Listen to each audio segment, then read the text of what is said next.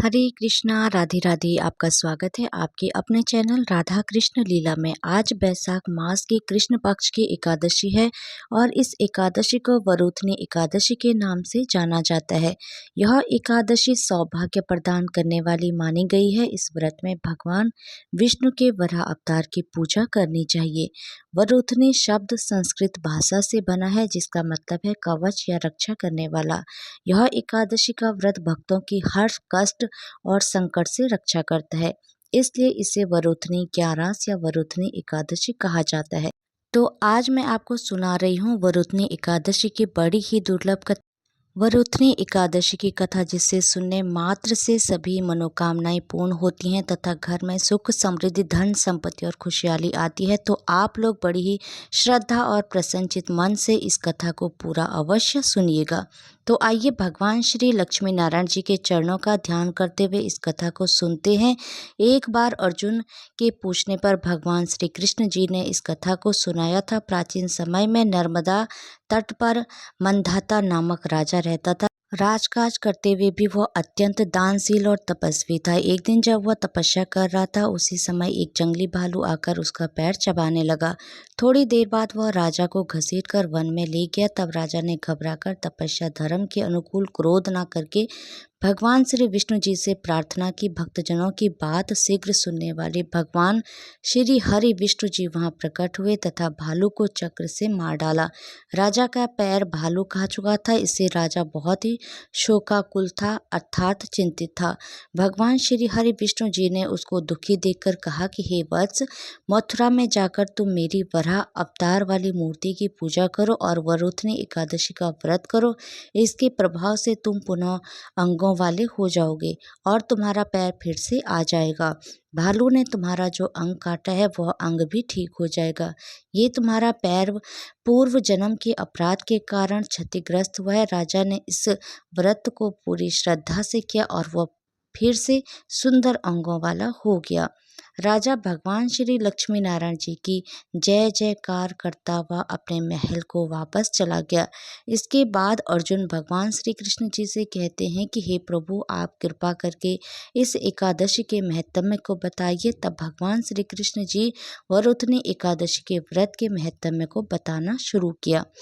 भगवान श्री कृष्ण कहते हैं, अर्जुन, वरुथनी एकादशी सौभाग्य प्रदान करने वाली है। इसका उपवास करने से प्राणी के समस्त पाप नष्ट हो जाते हैं। यदि इस उपवास को दुखी सत्वा स्त्री करती है तो उसे सौभाग्य की प्राप्ति होती है। वरुथनी एकादशी के प्रभाव से ही राजा मंधाता को स्वर्ग की प्राप्ति हुई थी। इसी प्रकार धुन धुन मार आदि भी स्वर्ग को गए थे। वरुथनी एकादशी के उपवास का फल 10,000 वर्ष तपस्या करने के फल के समान है। कुरुक्षेत्र में सूर्य ग्रहण के समय जो फल एक बार स्वर्ण दान करने से प्राप्त होता है, वही फल वरुथनी एकादशी का उपवास करने से प्राप्त होता है। इस व्रत से प्राणी इस लोक और परलोक दोनों में सुख पाते हैं। वह अंत में स्वर्ग के भागी बनते हैं। हे राजन, इस एकादशी का उपवास करने से मनुष्य को इस लोक में सुख और परलोक में मुक्ति प्रदान होती है। शास्त्रों में कहा गया है कि घोड़े के दान से हाथी का दान श्रेष्ठ है तथा हाथी के दान से भूमि का दान श्रेष्ठ है और इनमें श्रेष्ठ तिलों का दान है। तिल के दान से श्रेष्ठ है स्वर्ण का दान तथा स्वर्ण के दान से श्रेष्ठ है अन्न का दान। संसार में अन्न दान से श्रेष्ठ कोई भी दान नहीं है। अन्न दान से पितृ देवता मनुष्य आदि सब तृप्त हो जाते हैं। कन्या दान को शास्त्रों में अन्न दान के समान माना गया है। वरुथनी एकादशी के व्रत से अन्न दान तथा कन्या दान दोनों श्रेष्ठ दानों का फल मिलता है।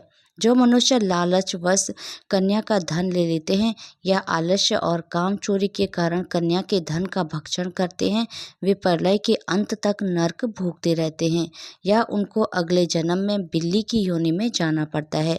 जो प्राणी प्रेम से तथा यज्ञ सहित कन्यादान करते हैं, उनके पुण्य को चित्रगुप्त भी लिखने में असमर्थ हो जाते हैं। जो प्राणी इस वरुथनी एकादशी का उपवास करते हैं, उन्हें कन्यादान का फल प्राप्त होता है। वरुथनी एकादशी का व्रत करने वाले को दशमी के दिन से निम्नलिखित वस्तुओं का त्याग कर देना चाहिए। पहला, कांसे के बर्तन में भोजन नहीं करना चाहिए, मांस नहीं खाना चाहिए, मसूर की दाल, चना, कोदो, साग, शहद, दूसरे का अन्न, दूसरी बार भोजन करना, यह सब नहीं करना चाहिए।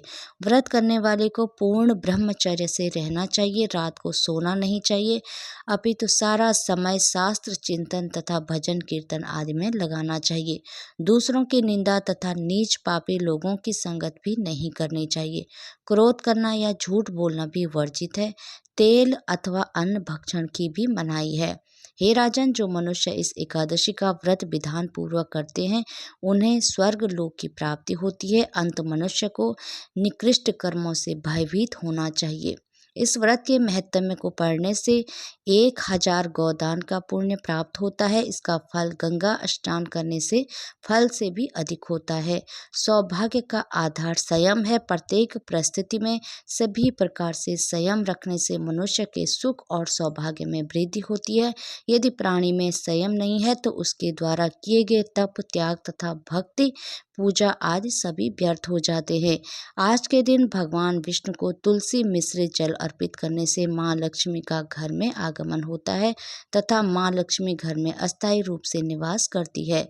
वरुथनी एकादशी व्रत करने के लिए व्यक्ति को प्रातः उठकर नित्य कर्म क्रियाओं से मुक्त होने के बाद स्नान आदि करने के बाद व्रत का संकल्प लेना होता है। स्नान करने के लिए एकादशी व्रत में जिन वस्तुओं का पूजन किया जाता है उन वस्तुओं से बने लेप में स्नान करना शुभ होता है। इसमें आंवले का लेप, मिट्टी आदि और तिल का प्रयोग किया जा सकता है।